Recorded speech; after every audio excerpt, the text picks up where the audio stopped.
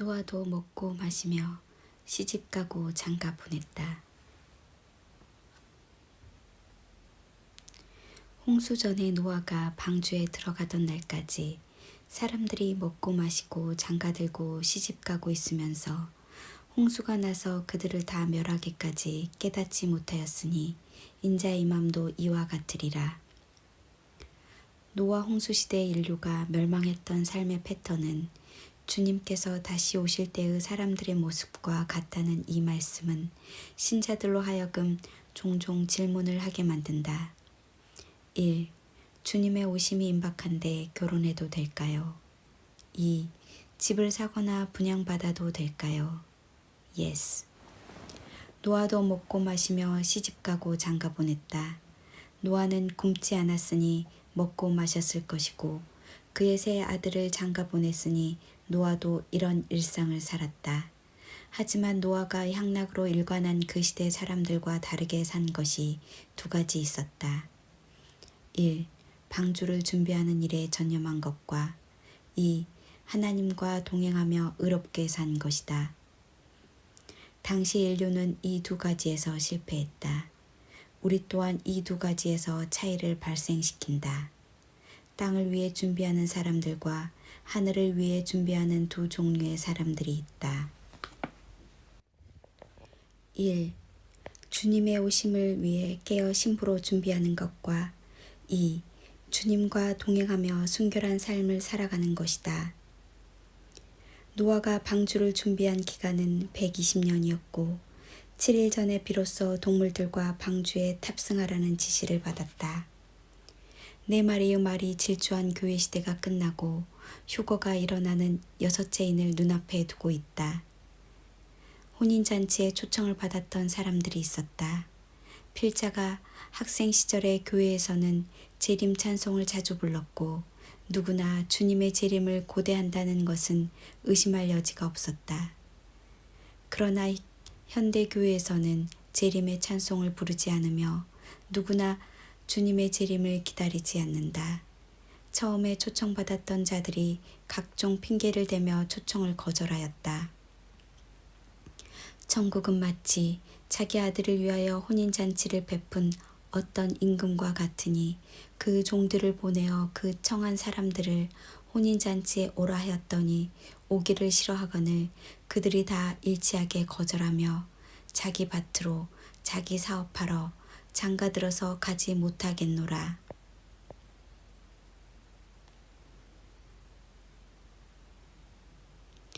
혼인잔치에 초청을 거절하는 사람들은 누구인가?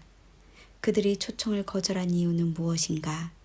먹고 마시고 장가들고 시집가는 일에만 몰두하느라 거절했다. 반면 노아는 방주를 준비하는 일에 전념했다. 그렇다면 혼인잔치에 초청을 수락한 이들은 누구인가? 마음이 가난한 자들, 몸이 불편한 자들이다. 중요한 것은 그들이 어떤 신분을 가진 것이 중요하지 않고 초청에 수락한 것이다. 현재의 상황에서 주님을 기다리며 준비하는 신부들은 존귀한 자들이다. 그들을 응원하고 격려할 수밖에 없는 이유는 그들의 숫자 자체가 희귀하기 때문이다. 이 모든 일들이 이 세대에게 일어날 것이다. 예수께서 땅에서 마지막 고별사 같은 이 말씀은 유대인들을 향한 애절하면서도 안타까운 연민을 느낀다. 그리스도가 흘린 피값은 그 세대에 정확하게 갚아졌다. 보라, 너희 집은 황폐한 채로 너희에게 내버려 둔다. 왜냐하면 내가 너희에게 말하는데 너희가 이제부터 주님의 이름으로 오시는 그분은 복되도다 하고 말할 때까지 나를 보지 못할 것이기 때문이다. 주님의 이름으로 오시는 그분은 복되도다. 3월 28일 종려주의를 맞아 예루살렘에서는 종려나무 가지를 든 수백 명의 행렬이 나팔을 불며 이 노래를 불렀다. 코로나 상황에서도 세계 각지에서 몰려왔다.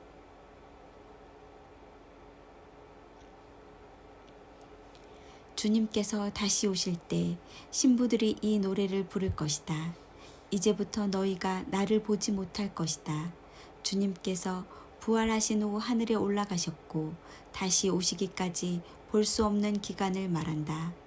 예루살렘의 황폐가 끝났고 주님을 다시 볼 수 없는 기간도 끝날 것이다.